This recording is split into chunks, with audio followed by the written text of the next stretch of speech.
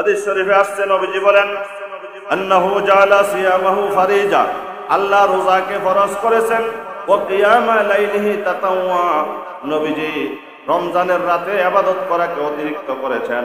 মান তাকাররাবা ফীহি বিখাসতিন মিনাল খায়রি কানা কামান আদ্দা ফারিজা, কেউ যদি রমজান মাসে একটি নফল ইবাদত করে রব্বুল আলামিন তার আমলনামায় ফরজের সমান সওয়াব দিয়ে দিবে। আর কেউ যদি, নবীজি বলেন ওমান আদ্দা ফারিদা কানা কামান আদ্দা 70 ফারিদা, কেউ যদি রমজানে একটি ফরজ ইবাদত করে রব্বুল আলামিন তার আমলনামায় 70টি ফরজের ইবাদতের সওয়াব লিখে দিবে।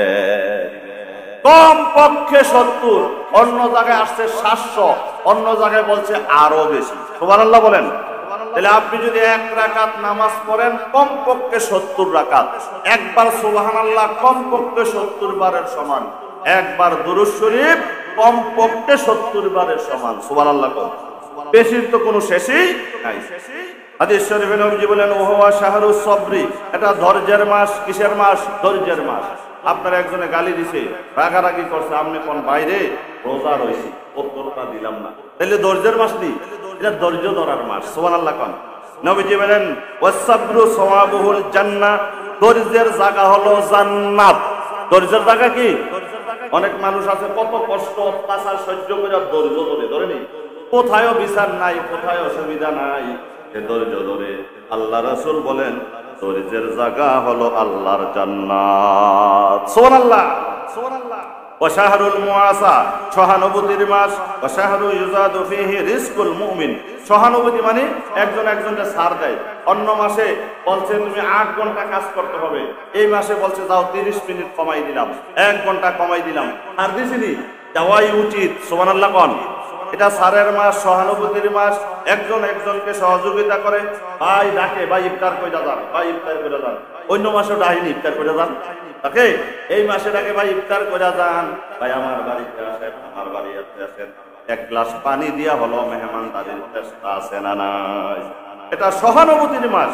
ওয়া শাহরু ইউজাদু ফীহি রিজকুল মুমিন, এই মাসে বৃদ্ধি করা হয়, বাড়িয়ে দেওয়া হয় মুমিনের রিজিক। সুবহানাল্লাহ কোন। আপনি স্বাভাবিক দেখেন এই মাসে রিজিক কিভাবে বাড়ে। ইমানদার মুসলমান অন্য মাসে তত ফল, তত খেজুর খায় না, তত বেশি খায় ইমানদার রমজান মাসে। সুবহানাল্লাহ কোন। অন্য মাসে কি এত বেশি খায়? এই মাসে তো ফল ফলাদি আল্লাহ কেমনে ব্যবস্থা করে। কোন দেশে ইতালিতে আপেল হয়েছে, কোন দেশে বাহরাইন, সৌদি আরবে, ইরাকে খেজুর হয়েছে, কার বাগানে হয়েছে আপনি কি জানেন? মালিকের ঠিকানা আপনি জানেন? কে বাগানে পানি দিছে আপনি জানেন? কে খেজুর গাছ কি পরিষ্কার করছে আপনি জানেন? কত মানুষের পরিশ্রমের একটা ফল আপনার মুখে তুলে দিল কে? শুকরিয়া আদায়ের দরকার আছে না নাই? আপনি জানেন না এই খেজুরটা কার বাগানে হইছে, কে গোড়ায় পানি দিছে, কে কষ্ট করছে। হাজার মানুষের কষ্টের একটা ফল আল্লাহ আপনার মুখে তুলে দিল। এই জন্য খাইয়া ইমানদার বলো আলহামদুলিল্লাহ। কত মানুষের কষ্ট তোমার সামনে হাজির। সুবহানাল্লাহ কোন। আমরা যে এক প্লেট ভাত খাই, এক প্লেটের ভাতের ভিতরে হাজার মানুষের কষ্ট আছে না? ভাতের আগে কি করলো? মহিলারা ধুইল, এর আগে মেশিনে কাজ করলো, জমিন ফসল ফলাইলো, কেউ ক্ষেত জমি লাগাইলো, কেউ নিড়ানি দিল, পরিষ্কার করলো, কেউ সার দিল। বিভিন্ন মানুষের পরিশ্রম আছে না নাই? আপনি জমিনে সার দিচ্ছেন, এই সারটা যারা উৎপাদন করছে ওখানে তো হাজার মানুষ আছে, আছে না নাই? তাহলে কত হাজার মানুষের পরিশ্রম আপনার এক মোট ভাতের ভিতরে আছে। সুবহানাল্লাহ। খাইয়া বান্দা শুকরিয়া আদায় করে না, এই জন্য মাঝে মাঝে ভাত গলাত লাগেও মানুষ মরে। কি বলেন? পানি গলায় লাগেও মানুষ মরে। নাউজুবিল্লাহ। হাদিস শরীফে নবীজি বলেন এটা কত বড় মর্যাদার মাস, কত সম্মানের মাস, কত সওয়াবের মাস।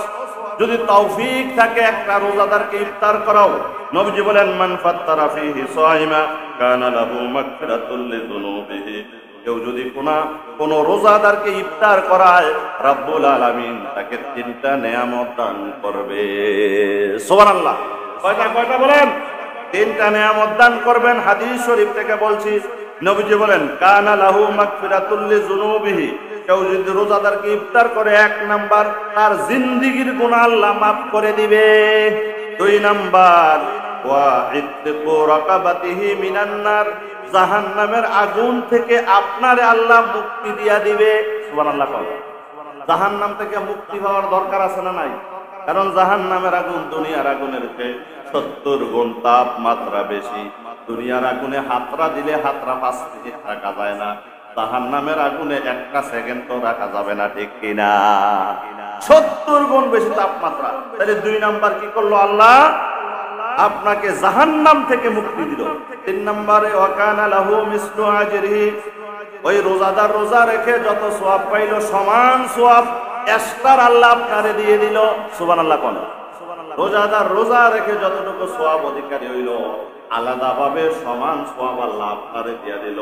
অনেকে কয় রাস্তা দিয়া যাইতে আছে, ইফতারেরও সময় হয়েছে, ডাক দিছে ইমানদার মুসলমান, আমার একটা ভাই সারাদিন কষ্ট করছে, রোজা রাখছে, ইফতারের সময় হয়েছে, রাস্তা দিয়া যাইতেছে, এখনো বাড়িতে যাইয়া পৌঁছাই নাই, ভাই আসেন ইফতার করে যান, ইফতার করে যান।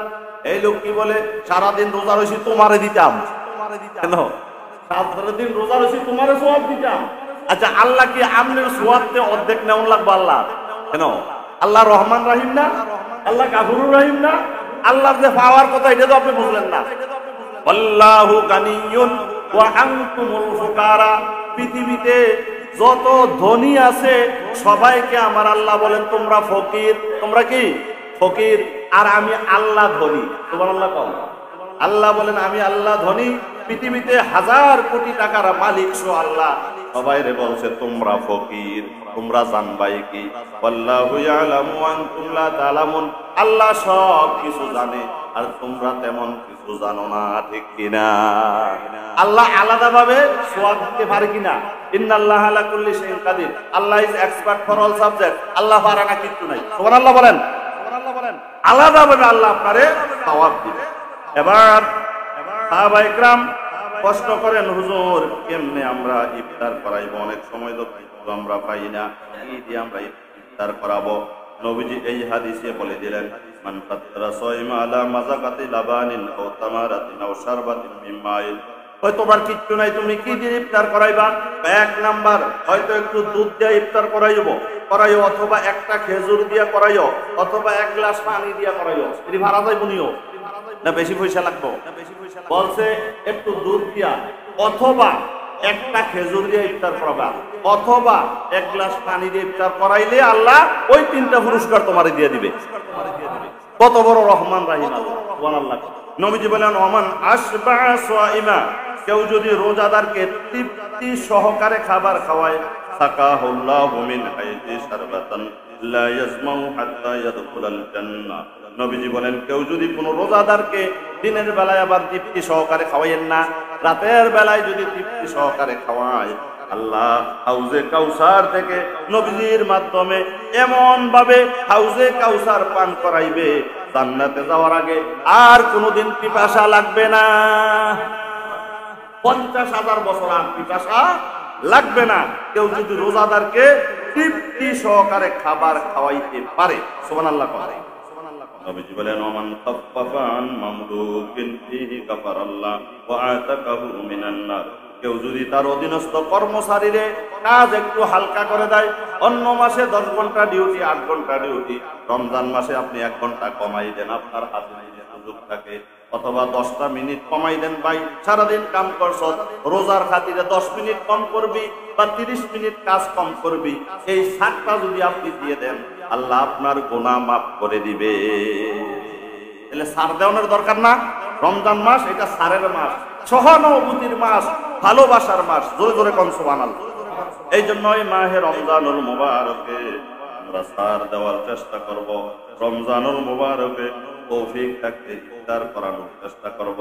রমজানুল মুবারকে আমরা বেশি বেশি নেক আমল করার চেষ্টা করব। একটি আমল করলে কমপক্ষে কয়টি? কেউ ভুলে গেছে? কয়টি?